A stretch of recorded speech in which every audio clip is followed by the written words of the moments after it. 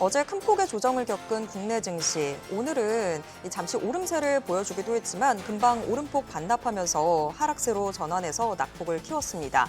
코스피는 3,150선 간신히 좀 지켜내는 모습이었는데요. 종가 3,151선에서 형성했습니다.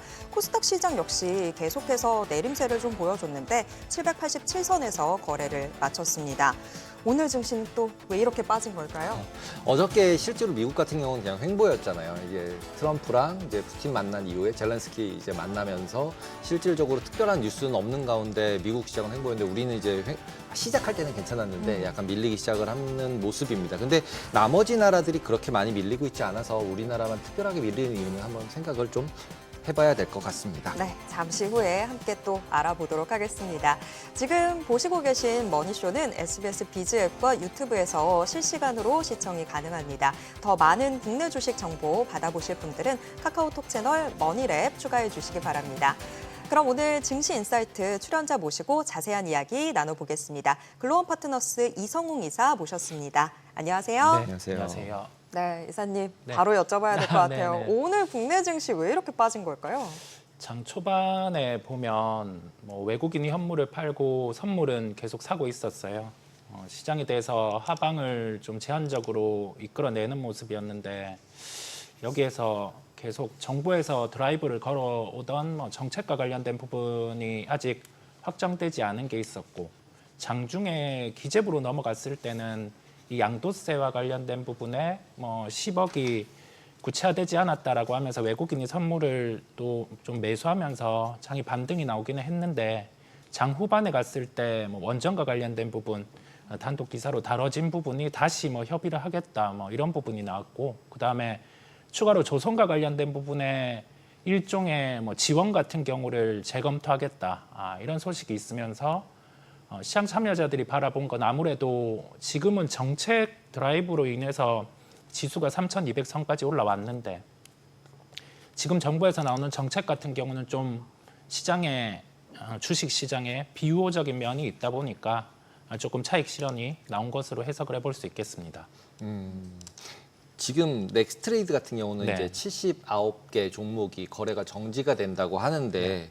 실제로 넥스트레이드랑 그다음에 현재 우리 KRX랑의 차이점, 뭔가 이점이 있으니까 넥스트레이드가 거래가 잘 되다가 너무 잘 된다고 못하게 하는 거잖아요. 네. 그래서 어떤 점이 좋아서 이렇게 거래가 잘 되고 이런 건가요? 특별히 KRX보다 대체거래소 같은 경우가 장점이 있지는 않습니다. KRX와 NXT의 차이 같은 경우는 KRX 같은 경우는 선물 매매 같은 경우가 가능하고 주식 선물 같은 경우 플레이가 가능한데 대체거래소 같은 경우는 아직 그게 불가합니다. 그렇다 보니까 시장에 순수하게 현물의 수급 개입으로 좀 시세가 잘 나는 면이 있고 그다음에 어떤 재료 같은 경우가 전날에 8시 장 대체거래소 8시 장 마감 이후에 새롭게 소식이 있었다라고 하면 아침에 좀 시세가 강하다 보니까 아무래도 개인 투자자분들 그다음에 일부 기관 투자자 같은 경우가 활용을 하는 측면이 있기는 해요. 그런데 이게 지금 대체거래소 같은 경우와 지금 거래소 같은 경우를 비교를 했을 때 장단점 같은 경우는 특별히 이게 있고 이게 없다라고 할 수가 없어요. 그냥 단순히 겹친다라고 할 수가 있고요. 아마 지금 제도 개편 같은 경우를 할 것으로 보입니다. 대체거래소와 그다음에 KRX 같은 경우를 지금은 구분해서 각 시간별로 두고 있는데 이걸 통합하는 게 좀 깔끔하지 않을까라는 생각을 해봅니다. 넥스트레이드 저는 아직도 조금 어려운데 네. 이게 또 지금 거래 제한에서도 또 헷갈리는 부분이 넥스트레이드에서는 거래가 안 되는데 네. 한국거래소에서는 그대로 또 똑같은 종목들이 거래가 되고 있는 상황이다 보니까 저는 이 부분이 또 이해가 안 되더라고요. 그죠. 아무래도 이게 대체거래소에 대해서 하나의 규정 같은 경우가 15%를 30%를 이런 부분을 마련해 놨다 보니까 이 제도를 바로 깰 수는 없다 보니 그와 관련해서 15%에 해당하는 종목들 같은 경우는 거래 제한을 둔 것이고 이게 단순히 시장에 대해서 친화적으로 제도를 뒀다라고 하지만 전혀 도움이 안 되는 하나의 허울뿐인 제도라고 할 수가 있습니다. 이걸 시장에서도 알고 있을 거라 생각이 들어요. 다만 이것을 허들에 걸렸다 보니까 바로 수정을 할 수 없어서 이번에는 좀 해당되는 종목 같은 경우를 제한을 둔 것으로 보이고요. 의미 없는 제도다 보니까 이건 빨리 좀 없애는 게 낫다라는 생각이 듭니다. 넥스트레이를 없애는 게 좋은 건가요? 넥스 트레이드는 뭐 있어야 되는데. 있을 수 있고 그들이 만들었다 보니까 있을 수 있는데 여기에 대해서 15% 룰이나 30%룰 같은 경우는 시장에 전혀 도움이 안 되는 저런 룰들을 없애야 된다. 허울뿐인 제도입니다. 실제로 넥스트레이드가 무슨 수수료 부분에서 조금 싼 거죠? 수수료 부분에서 크게 매력이 있다라고 하기보다 그냥 단지 시간이 틀리다? 증권사 입장에서 유리한 거죠. 왜냐하면 개장 시간 같은 경우가 원래는 9시에서 3시 반에서 8시에서 저녁 8시로 느니까 아무래도 플레이할 수 있는 시간들이 늘어나고 하다 보니까 아마 투자자분들은 다 이 대체 거래소와 지금의 현재 기존에 존재했던 거래소 같은 경우를 합치는 게 깔끔하다 생각을 할 거예요. 왜냐하면 플레이어들이 지금 보면 8시에서 9시에서 호가는 대체 거래소를 켜두고 만약에 9시부터 3시 반에 대체 거래소랑 KRX를 같이 켜놓으면 이 호가가 겹쳐서 계속 나옵니다. 그래서 이게 상당히 혼선이 있거든요. 뭐 이 제도를 좀 개편을 하면 아마 뭐 시간을 늘리더라도 선순환 효과가 있지 않을까 생각이 듭니다. 그리고 최근에 이제 한국 화장품들이 글로벌 인기 몰아가면서 되게 급등을 했었는데 최근 들어서는 또 갑자기 하락을 하고 있는데 어차피 캐대언이나 이런 것 때문에 한국 이제 K컬처 좋으니까 결국 살 기회인가요, 지금이?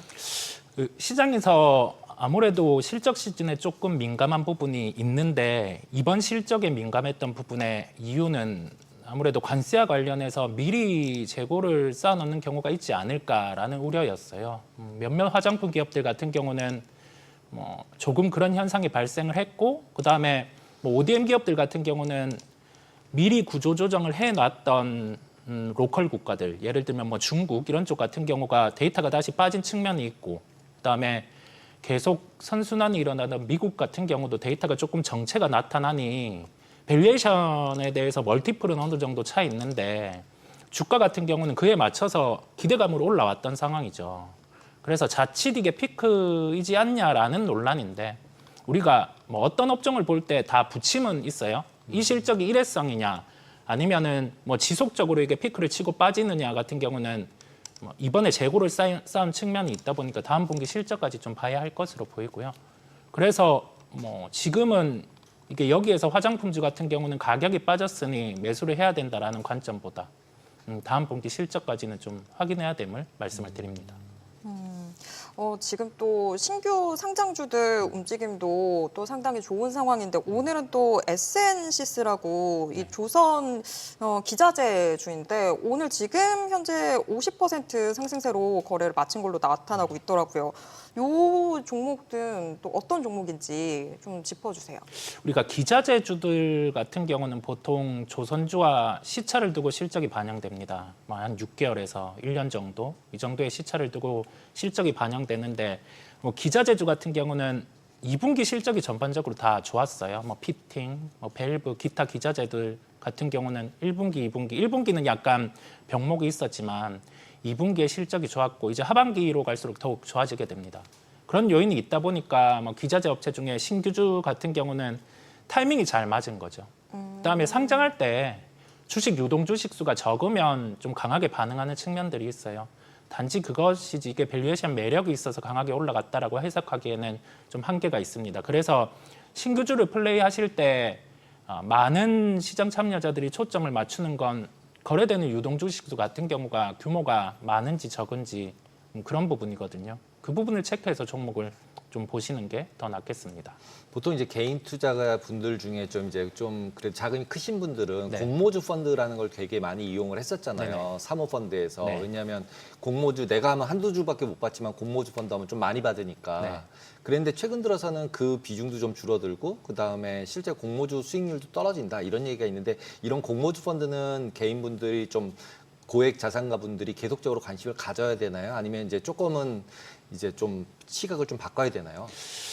공모주 펀드는 지속적으로 성과가 좋아왔습니다. 아무래도 상장 주식 같은 경우에 부침보다는 약간 기울어진 운동장인 측면이 있다 보니까 뭐 공모주 펀드 같은 경우는 계속 좋아왔는데요. 이게 아무래도 이제 상장이 되고 나서 배분 측면에서 조금 변화가 있다 보니까 예전보다는 공모주 펀드의 성과가 약간은 떨어지는 측면이 있어요. 다만 아직도 이 운동장 같은 경우가 기울어진 측면이 존재하다 보니까 뭐 고액자산가 분들 같은 경우는 공모주 펀드 같은 경우도 뭐 포트폴리오 분배 측면에서는 뭐 충분히 활용할 수 있다라는 말씀 드립니다. 지금 뭐 국내 증시는 저희가 맨 앞에서도 좀 이야기를 해봤지만 여러 가지로 상승 탄력을 받을 만한 게 안 보이는 상황인데 네. 이런 상황 속에서 지금 뭐 우크라이나 관련 해법들로 뭐 국내 증시에 더 충격이 오지는 않을지 이 부분도 저는 걱정되거든요. 어떻게 보세요? 재건 프로젝트 같은 경우가 정치적인 요소가 결합되어 있다 보니까 뭐 트럼프 대통령 같은 경우는 빠르게 진행을 하려고 하고 각 이제 뭐 러시아 입장, 우크라이나 입장에서 양보하지 않는 상황이거든요.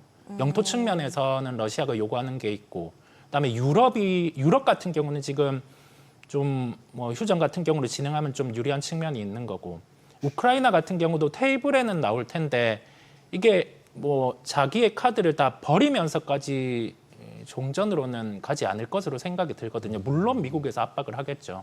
근데 이미 뭐 대치 상황 같은 경우가 길어져 있다 보니까 이걸 어떤 식으로 나올지는 뭐 열어봐야 알겠는데 시장에 답이 있다라는 생각이 들어요. 보면 이게 실제 종전 같은 경우가 진행되는 게 스무스하다라고 하면 미국의 인프라 관련된 종목, 그 다음에 우리나라의 소위 말하는 뭐 재건 테마라든지 뭐 건설기계 이런 종목들의 시세 탄력도가 강했을 거예요.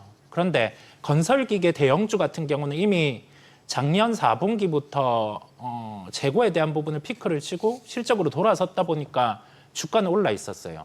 근데 이 재건 같은 경우가 진행된다라고 하면은 미국이라든지 유럽 같은 경우에 실수요가 발생을 할 수 있거든요. 그러면 건설기계 쪽은 더 시세 탄력성이 붙었을 텐데 그게 아니라 좀 주가가 답보 상황이거든요. 시장에서 바라보는 거는 이 종전 같은 경우가 빠르게 진행될까라는 의문이 있는 것으로 생각이 들어요. 이제 뭐 테이블에 앉아서 계속 얘기를 할 텐데 그 부분은 한번 지켜보는 것으로 하고, 우리나라에게도 종전이 진행되고 재건 프로젝트가 진행되면 긍정의 요소가 조금 더 큽니다.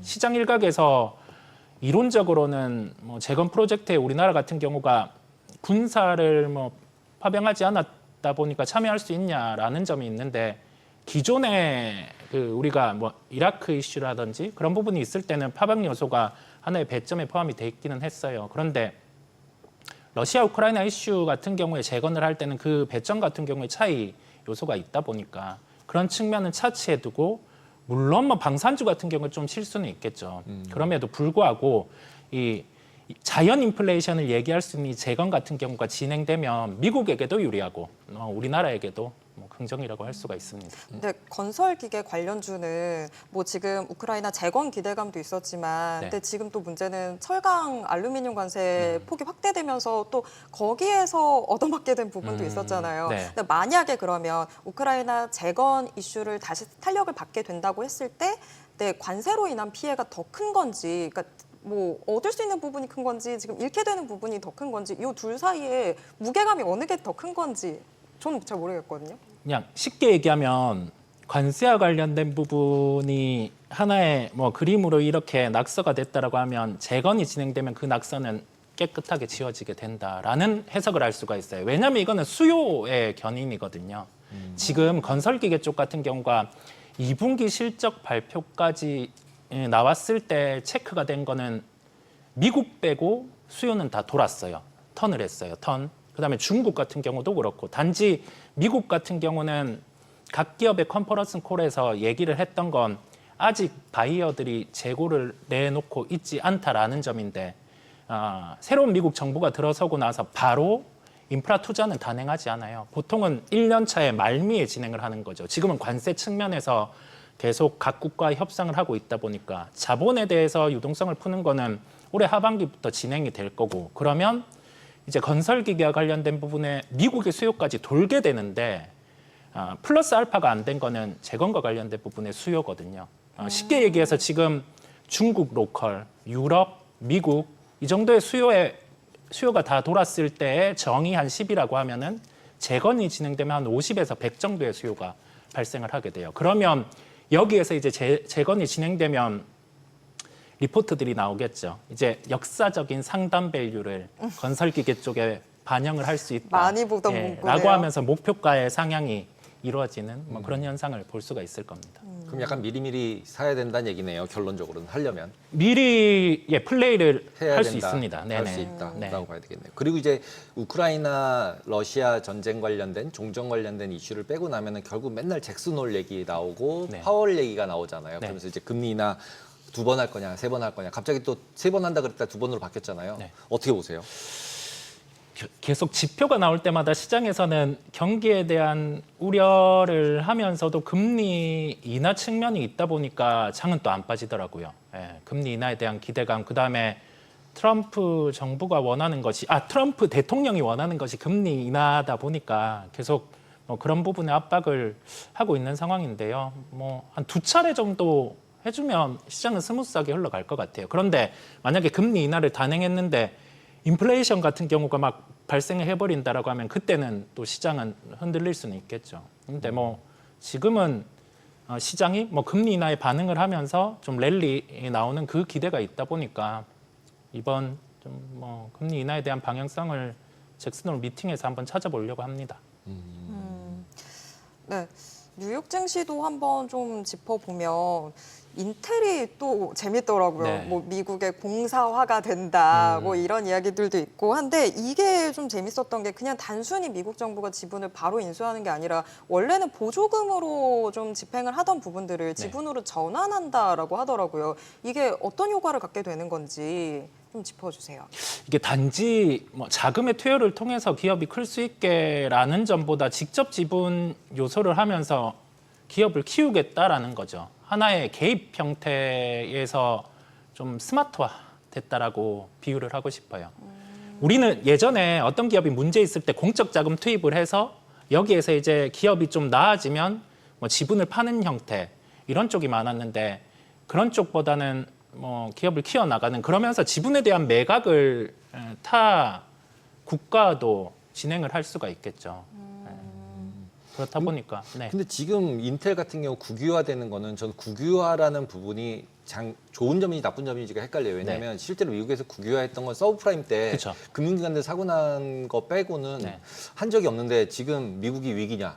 라고 얘기를 던져보면 위기도 아닌데 뭘 국유화까지 하면서 저렇게 난리냐? 이렇게 바라볼 수밖에 없고 그다음에 MP 맞아요. 머티리얼스 같은 경우도 국유화 해놓고 막 밀어줘요. 네. 그 깡패잖아요. 중국이잖아요, 중국. 그쵸, 중국 그쵸. 귀국하고 계속 밀어주고. 네. 그러면은 인텔은 우리는 빨리 지금 사야 되는 거 아니야? 이런 생각이 들기도 들잖아요. 네. 왠지 이거 국유화 한 다음에 거기다 막 밀어줄 텐데. MP도 그랬고 그리고 사전에 일단 한번 보여줬잖아요. MP 저렇게 해줄 수 있어 내가. 국방부 계약 10년짜리, 5년짜리 때려넣고. 그러면 이제 나머지 반대로 거꾸로 생각해 보면 인텔과 유사한 업종을 하려고 했던 우리나라 반도체들이나 이제 미국에 가서 하면 된다 그랬는데 그런데 갑자기 인텔한테 다 몰아주면 삼성한테 받을 게 없잖아요. 네. 예를 들면. 네. 그러면 이제 우리나라 기업은 어떻게 봐야 되고 미국의 인텔 같은 경우는 어떻게 봐야 될지 그리고 투자 전략을 세우면 어떻게 세우는 게 적절할지 생각을 한번 말씀해 주세요.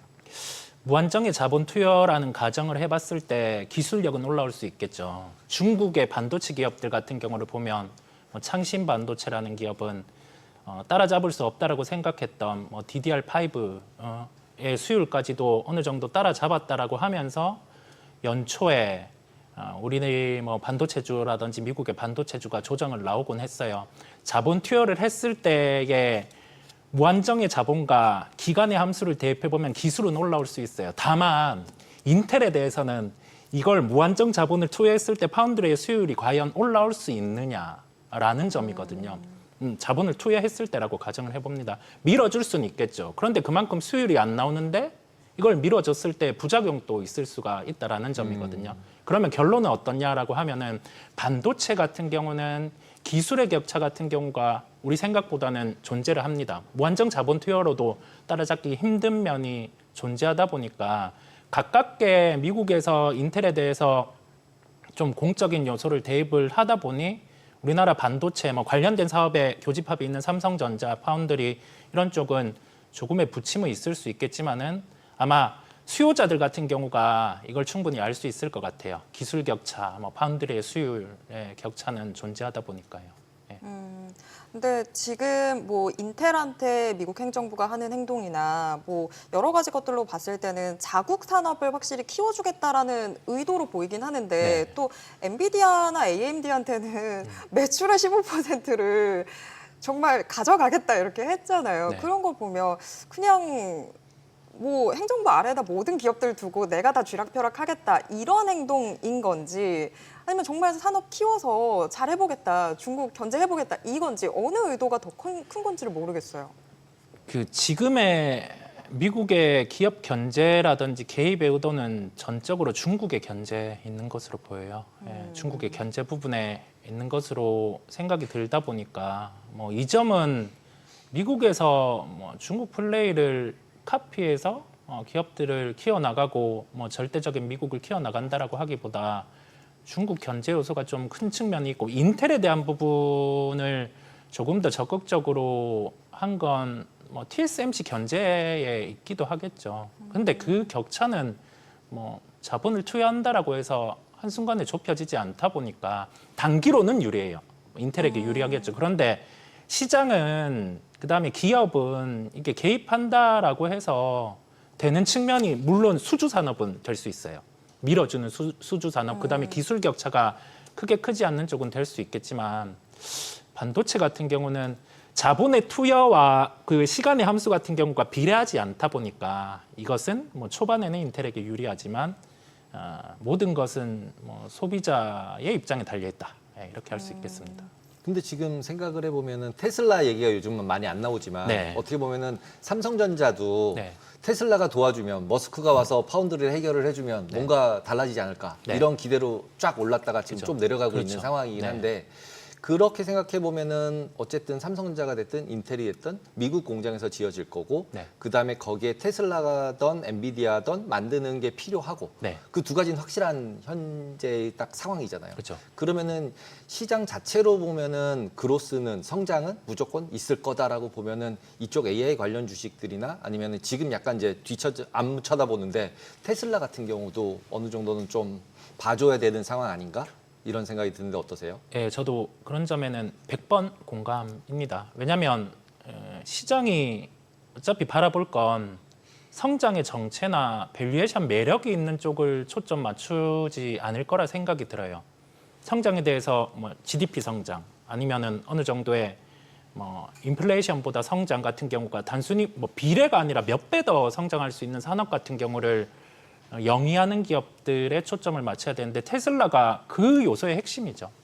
그렇다 보니까 뭐 지금은 조금 뭐 약간의 요소가 있어서 가격 조정이 나와 있기는 하지만은 성장의 꽃이죠. 자율주행, 그다음에 뭐 로봇, 이런 부분 같은 경우는 자연적으로 제품이 판매되면은 대체할 수 있는 요소들이 많다 보니까 뭐 긍정으로 볼 수가 있겠고요. 그다음에 AI 같은 경우도 뭐 2년 전, 1년 전에는 우리가 가격 부침이 있을 때는 뭐 캐펙스가 과연 이게 지속될까라는 하나의 단면을 보고 계속 좀 고민을 해왔는데 그 고민은 좀 접어두고 왜냐하면 실생활에 지금 뭐 챗 GPT라든지 뭐 기타 이런 요소들이 개입이 되어 있는 상황이다 보니까 자본 회수기가 되었을 때는 지금보다 주가 같은 경우는 뭐 상승을 해 있겠죠. 그렇다 보니 작은 면에서 계속 민감하게 성장 요소 같은 경우에서 의구심을 갖기보다는 이 나아가는 방향의 큰 그림 같은 경우를 좀 보시면서 뭐 테슬라라든지 그다음에 AI는 시작이죠.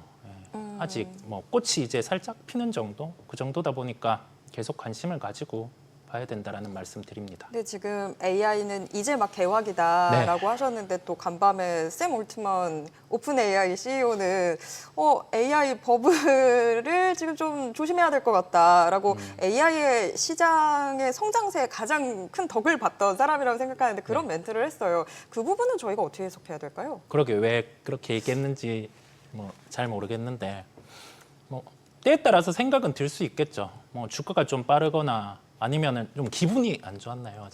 아니, 이런 거 있지 않을까요? 이제 제가 그냥 뇌피셜인데 예를 들면은 지금 최근 들어서는 우리나라도 그렇고 AI 관련된 VC들 투자가 엄청 늘어나고 그렇죠. 있잖아요. 네네. 늘어나고 있는데 결국 그 VC들이 했는데 걔네들이 오픈 AI처럼 잘 된 걸 만들면 경쟁자가 늘어나잖아요. 그러니까 투자를 못하게 그렇죠. 다 막아야죠. 투자를 다 못하게 딱 막고 그냥 구글이랑 나랑 잘 싸워볼게 어. 둘이. 이 정도로 해야지 자꾸 누가 나와가지고 딥식 같은 것들이 자꾸 나오면 머리가 아프잖아요, 솔직히. 네. 일단 시장은 먹었는데 네. 다른 애가 와서 이제 자꾸 이제 껴들려고 그러면 이제 못 들어오게 해야 되니까 그 투자하지 마 이런 거 아닐까요? 충분히 가능해 보여요. 왜냐하면 가진 자잖아요. 그쵸, 가진 예. 자죠, 이미. 판을 가지고 있다 보니까 그냥 여기는 무한한 성장이니까 투자를 뭐 들어와 너희도 해봐라고 하면 이 성장에 대한 뭐 해자의 균열이 있을 수도 있다 보니까 뭐 충분히 그런 멘트도 할 수 있을 거라 생각이 들어요. 다만 AI는 이제 시작이라. 이제 시작이다. 시작이다. 이제 시작이다. 저의 어떤 질문에 양쪽에서 아주 너무 좋은 답변들이 나왔습니다. 네, 일단 그러면 AI는 저희가 계속해서 좀 성장성을 더 기대해 보면 될 것 같다. 이렇게 보면 될 것 같은데 앞으로 다가오고 있는 국내 증시 또 미증시 이벤트 각각 좀 정리를 해보면 저희가 좀 주의 깊게 뭘 살펴봐야 될까요? 그냥 우리가 매크로 변수에 대해서 너무 민감하게 생각을 하지 않으셨으면 해요. 금리에 대한 변화는 당연히 인하를 해야 되면 자연스럽게 하는 것이고 그게 인플레이션을 야기하지 않고 선순환된다라고 하면 시장은 좋을 것이고 그러다가 버블이 일어나면 광기의 랠리가 나올 것이고 그거는 시장이 정하는 거잖아요. 근데 우리는 왜 미국의 CPI를 보고 여기에 대해서 해석을 하고 이걸 어떻게 해야 될지에 고민을 하는 걸까?